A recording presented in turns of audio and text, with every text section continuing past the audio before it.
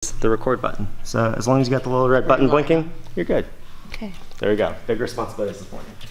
So as with every other week, we've talked about a coach is a leader of leaders. So you are all leaders of leaders now, not doers of things, but leaders of leaders who are responsible to grow others spiritually. So that was week one that we talked about, cultivating spiritual growth out of people by asking them God-oriented questions, right? And then sitting back and listening and just letting them talk.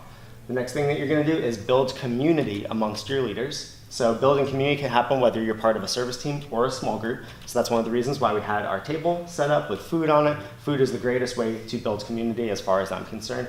And then this week is develop leaders. And so developing leaders is often a mysterious thing. It's often really difficult. Sometimes if you are more identification oriented, you'll just find somebody who can do the job and kick them into the position, whether they're good at it or not. If you're more development oriented, you're gonna work with them over the course of years, and all of a sudden you'll be 57, you're like, all right, I think you're ready to lead your first small group, right? But what we're here to do is we're here to strike a balance in between those two things. We're here to talk about, okay, what is leadership? And using our be, know, and do framework, we're going to kind of go on a Bible adventure today, if you guys are good with that. Does that sound like a plan? All right, so what we're gonna do is we're gonna get up and be mobile. But first, let me tell you who you need to be as a leader.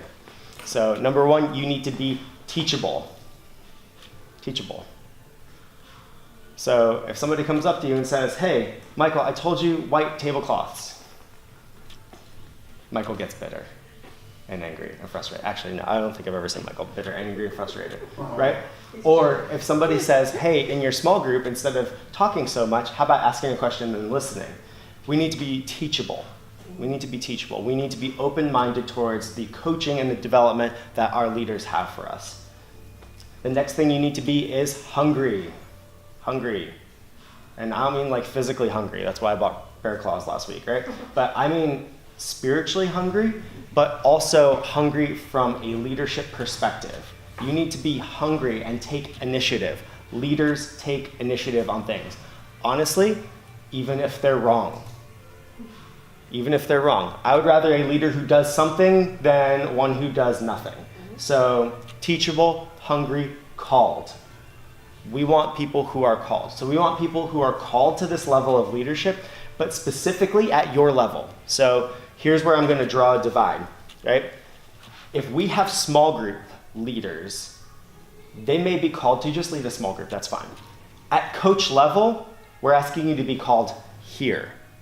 We're asking you to be called to Bayside, East Sarasota campus, small groups, care, growth track, wherever you guys are coming in, we want you to be called to that area because in effect, you're going to be pastoring that community of people inside of that area.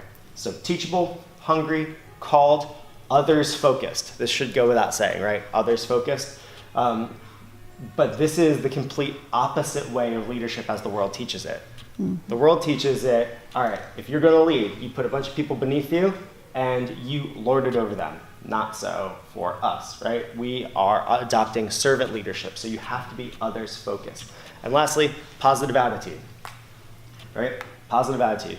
Attitude will take you way farther than most other cute little leadership axioms and proverbs, right? If you have a good attitude and you're others focused, you know you're called to a specific area, you know you are hungry, you're taking initiative, and you know that you can be teachable, then you're gonna be in good shape. That's who we want you to be. We call those the Bayside Big Five. Those are the things that we are looking for in leaders. And all of us are really good at one of them and not so hot at another.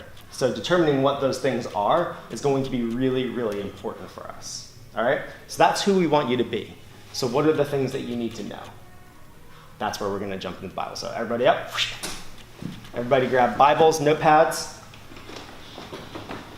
Got Bibles, notepads. We have some old My Place books. Old My Place books. To write at.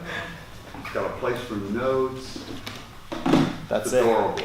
Just adorable. And it's hard that you can write on. It's perfect. Adorable, is it? It's perfect. Okay, so I can just stop there? Nope, you can just keep going. Oh. All right. We're special. Here's what we're gonna do, everybody. We are gonna come out here.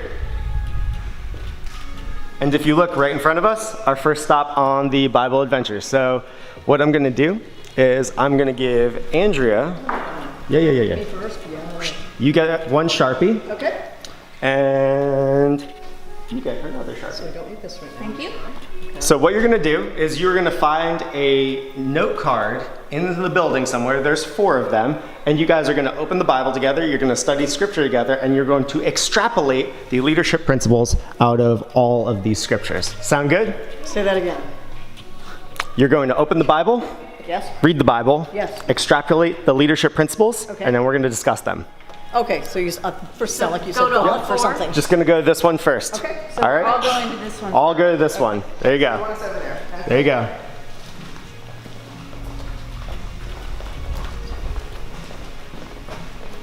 So look at Mark 10.